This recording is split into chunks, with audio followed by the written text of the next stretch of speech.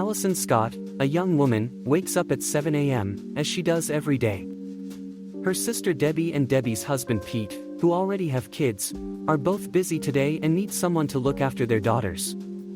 Alison steps in to help, even though she's not used to dealing with kids since she doesn't have any of her own. When the younger sister starts crying, Alison feels lost and unsure of what to do. Meanwhile, Ben Stone, a carefree and somewhat lazy guy, is hanging out with his friends. They're chatting about women and other casual topics, and none of them seem very serious or responsible. Alison, unlike Ben, is a successful journalist with a tightly packed schedule. Out of the blue, her boss calls her to the office and tells her she's been promoted. However, to look great on camera, Alison is advised to hit the gym and get fit. They emphasize that it's not about losing weight, but about staying healthy. Back at home, Alison excitedly tells Debbie and Pete about her promotion, and they're thrilled for her. To celebrate, the sisters decide to go out to a club. Coincidentally, Ben and his friends are there too. Debbie, feeling insecure about her age and attractiveness, needs reassurance. To distract her sister, Alison goes to get some drinks and ends up meeting Ben at the bar. They hit it off, and after their chat, Alison returns to their table, while Ben can't stop watching her, eager to know her better.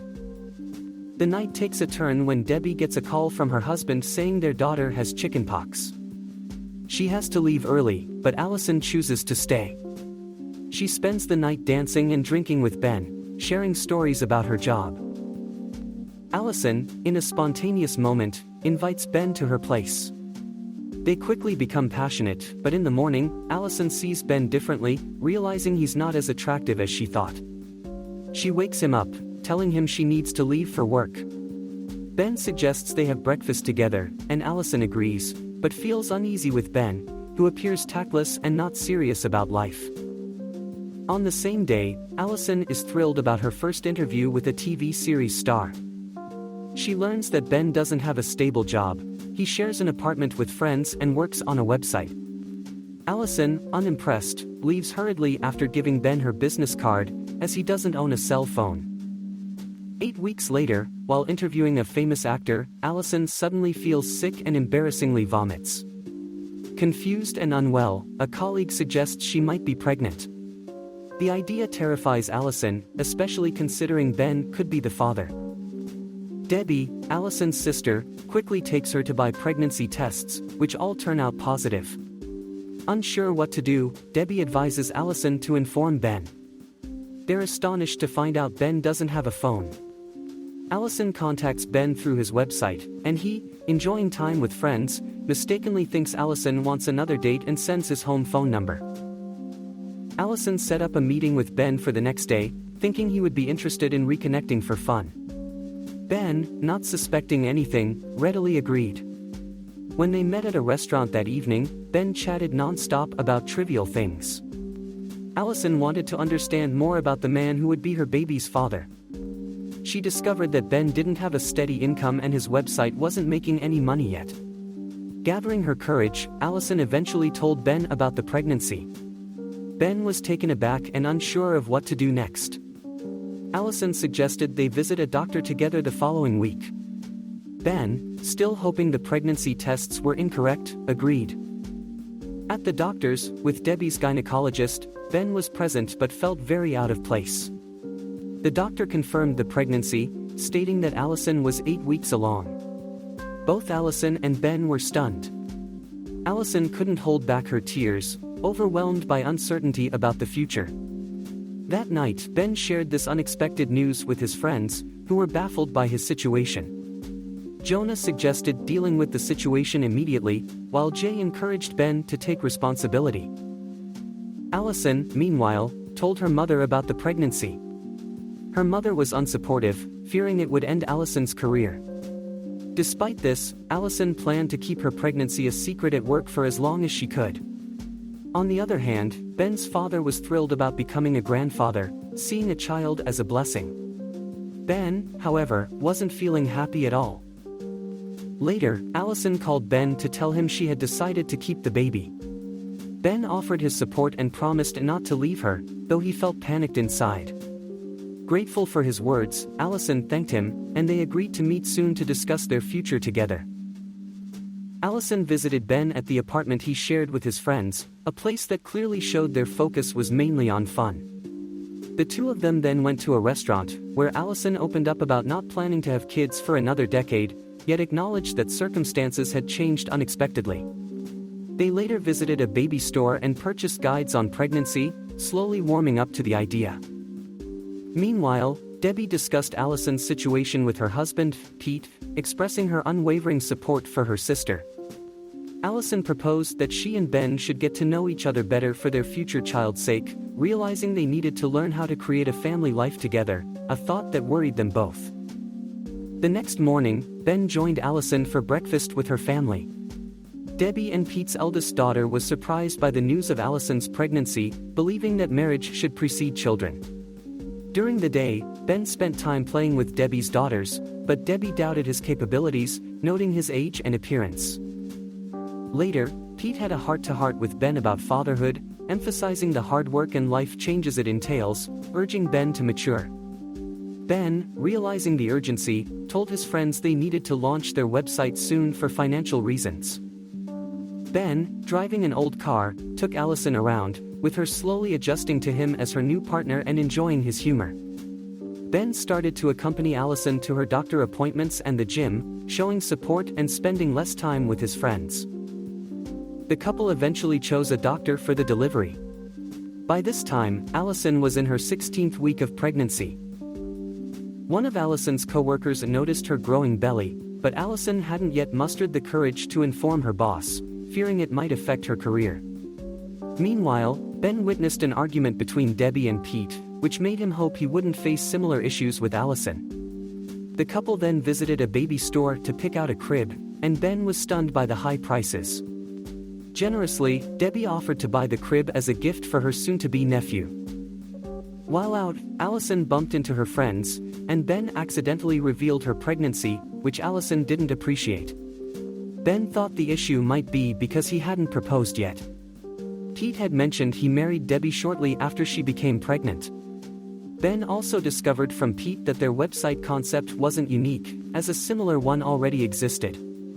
This realization upset him and his friends, knowing they needed a new idea or a way to outdo their competition. Later, Ben proposed to Alison and expressed his love, though he couldn't afford a ring yet. He promised to give her one she deserved soon.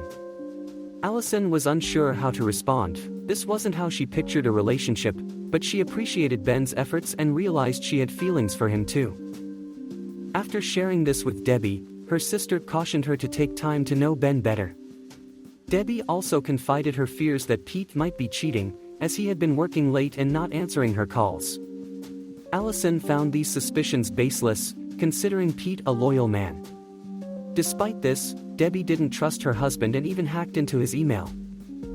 Later, during a dinner with both couples, Alison revealed she hadn't yet told her boss about her pregnancy.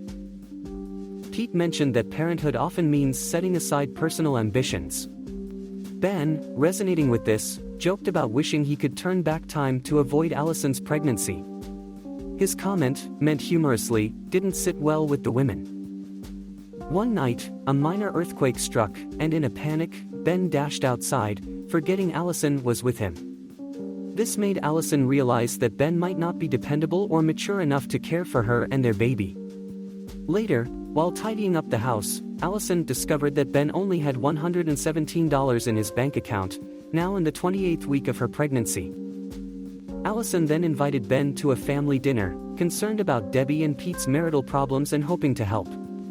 Pete left the dinner early, and Debbie, Alison, and Ben followed him. Debbie had found an address in Pete's email, suspecting it was where his mistress lived. However, it turned out to be a meeting place for baseball coaches, a hobby Pete never shared with Debbie. Debbie felt hurt that Pete preferred spending time with friends or alone rather than with family, and she didn't want him back home. Alison was upset with Ben for siding with Pete and frustrated that Ben wasn't earning money or changing his attitude. Feeling overwhelmed, she asked Ben to leave the car in a heated moment. Later, Alison visited the doctor, not expecting Ben to show up. Despite his presence, she remained angry, suggesting they were too different and should break up. Ben, however, disagreed. That evening, Ben vented to Pete about Alison, who he felt was restricting him too much. Pete shared his view that family life was challenging. To unwind from the stress, the guys decided to take a break and relax.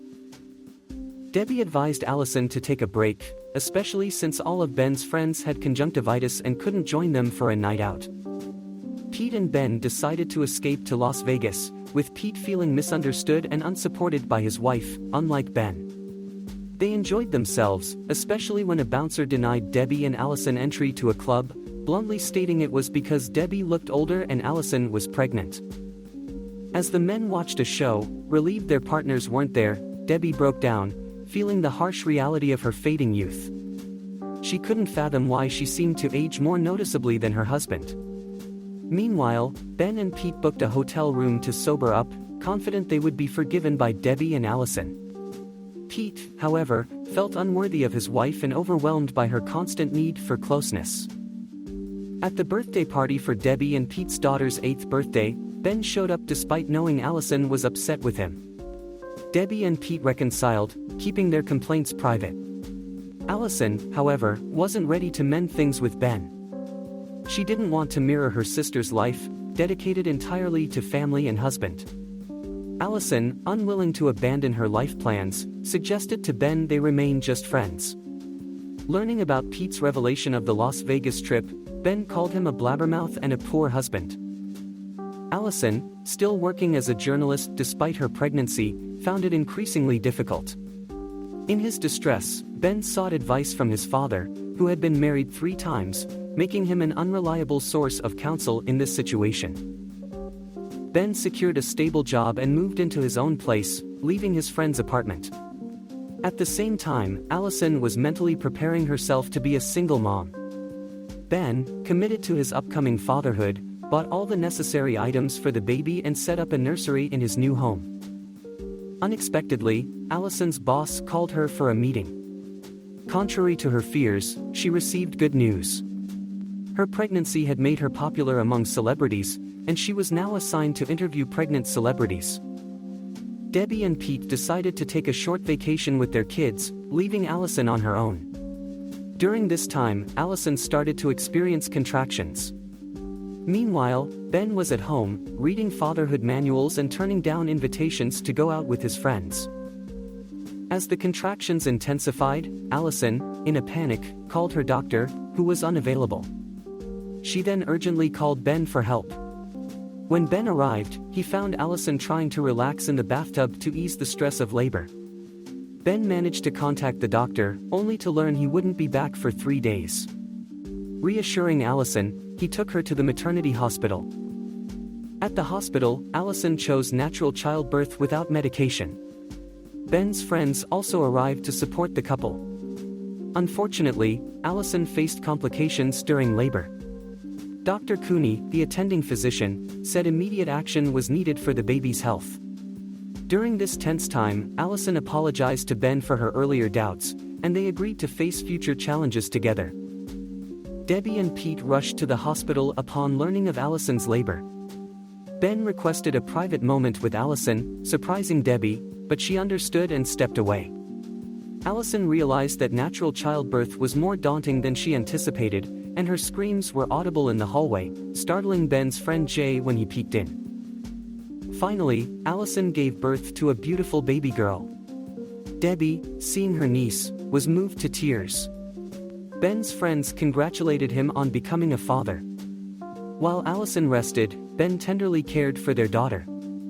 A few days later, they were discharged from the hospital. Ben took Alison and their newborn daughter to his apartment, optimistic about their future together.